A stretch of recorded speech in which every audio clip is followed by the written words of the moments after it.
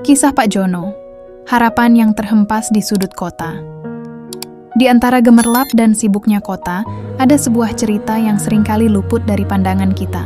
Cerita tentang Pak Jono, seorang pria berusia 68 tahun, yang matanya menyimpan jejak perjalanan hidup yang panjang dan penuh liku. Kalau kalian lihat dia sekarang, mungkin kalian hanya akan melihat seorang kakek tua yang duduk di sudut jalan menadahkan tangan. Tapi, pernahkah kalian bertanya apa cerita di baliknya? Pak Jono tidak lahir di jalanan.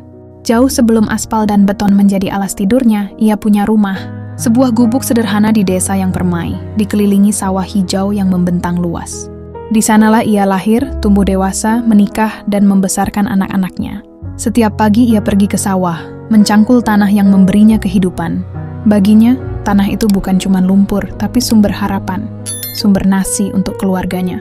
Hidupnya sederhana, tapi penuh tawa dan kehangatan. Namun langit tak selamanya cerah. Musim paceklik datang tanpa diundang. Kemarau panjang memanggang tanah sawahnya hingga retak dan kering kerontang. Sumur-sumur mengering, tanaman padi yang dulu hijau kini menguning lalu mati sebelum sempat berbuah. Harapan yang ia tanam setiap hari seolah lenyap ditelan debu. Hari berganti minggu, minggu berganti bulan, tak setetes pun hujan.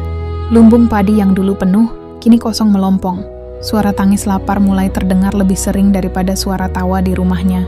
Di usianya yang senja, Pak Jono dihadapkan pada pilihan yang paling sulit. Bertahan di desa berarti mati kelaparan, atau pergi mencari harapan baru.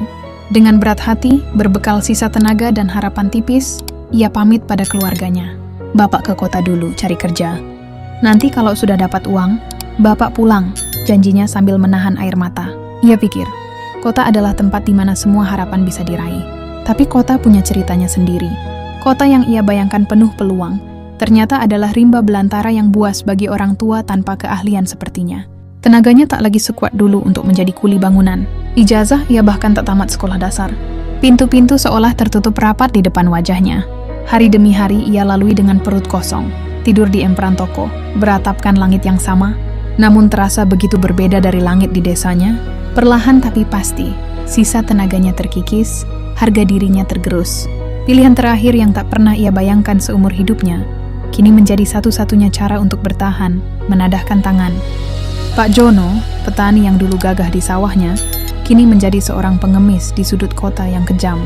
Janjinya untuk pulang membawa uang kini terasa seperti mimpi yang mustahil.